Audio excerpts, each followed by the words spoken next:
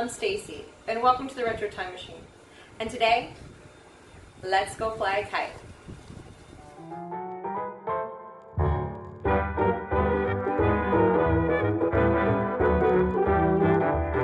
Alright, you're going to need a 16-inch, a 24-inch, and an extra scrap of dowel rod. You're going to need some tape and twine, a large sewing needle, wrapping paper, a pair of scissors, and whatever you need to decorate your kite with. Start off by lining up your 24 and 16-inch dowel rod and marking where the 16-inch dowel rod is. That's going to be in the middle, so you're going to have to go ahead and tie these really tight with some twine. Put extra knots and make sure it's really secure.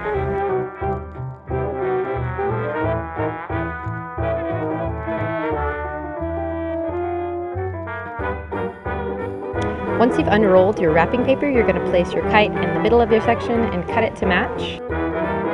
Go ahead and grab your scotch tape. You're going to want to secure the wooden base to the paper, so apply some pieces around the center area and then also apply some pieces of tape more towards the outer corner.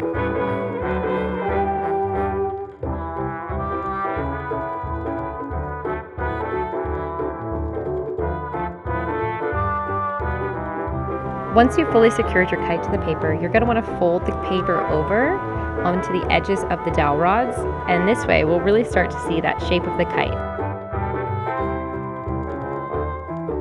Now that we have our lines marked, you're going to want to go out about 2 to 3 inches outside of the creases and cut that off.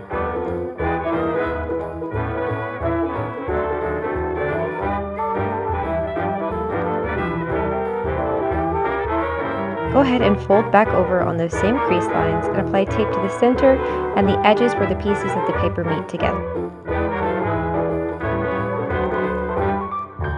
Make sure to reinforce in the areas that the kite folds over on top of itself, doing a piece on the bar, touching both of the tape, and then around the top and around on the back as well.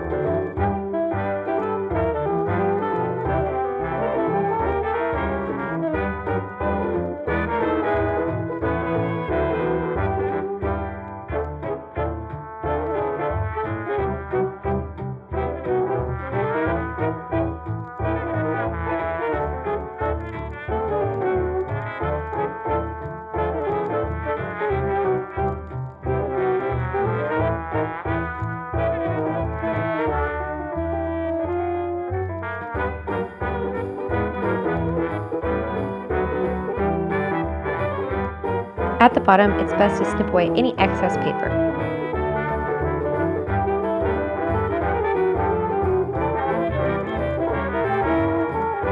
Now that we've got the base of the kite made, we're going to go ahead and make our stencil for decorating. Cut the paper to the width of the kite and cut in 2 small notches on each side so you can line up the middle, trim off any excess on the top, and line the bottom of the kite up with the paper at the very bottom.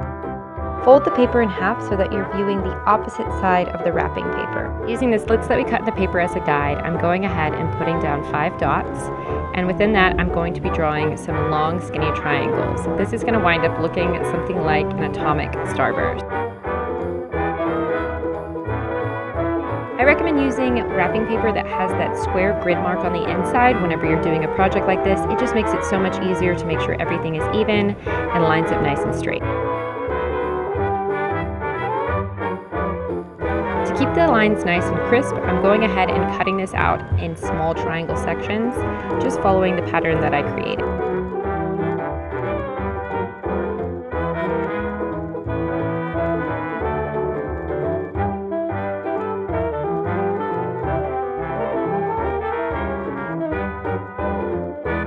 You can definitely do whatever pattern you want, but this one just gave my kite an awesome mid-century modern flair. Line your kite up with the tabs that we cut earlier and secure at the bottom with a piece of tape. Go ahead and lightly tape the corners of the kite onto the back side of the wrapping paper. To secure the edges of the design down, since we're going to be using spray paint, I just rolled up tiny pieces of tape and lightly tapped them on to the paper below to make sure it won't rip or tear when we remove it. I recommend using spray paint instead of craft paint because it won't get the paper too wet and cause the kite to become fragile.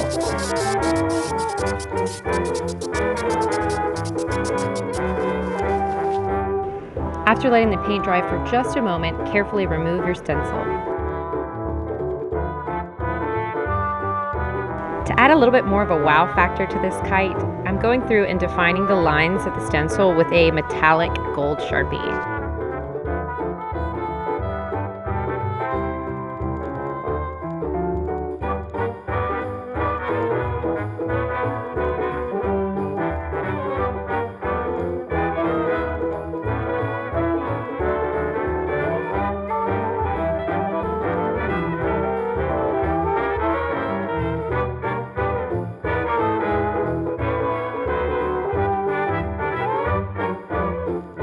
Now we need to make the bows for the tail of our kite. You can use colored craft paper cut in half, or you can also use an extra piece of wrapping paper. Just crinkle it up in kind of like a hot dog fashion. Pinch at the center, fluff out the edges, and secure with a piece of tape. If you're using craft paper, you want to be a little bit more meticulous and carefully place each fold once you're done, and fluff out the edges, secure the center also with tape. For my bows, I'm choosing to alternate between 3 different types of paper, but you could use any kind of paper, print, or style you want. To attach our guide string, you're going to want to measure halfway up the kite, which is 12 inches, and put a more secure type of tape on both sides.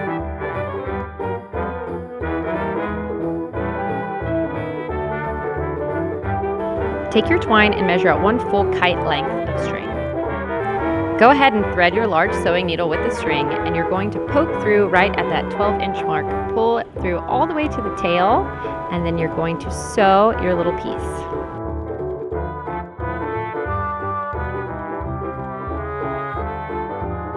About 1 inch below the top of the kite is where we're going to attach the other end of the guide string. So go ahead and put your super strong tape and sew it through.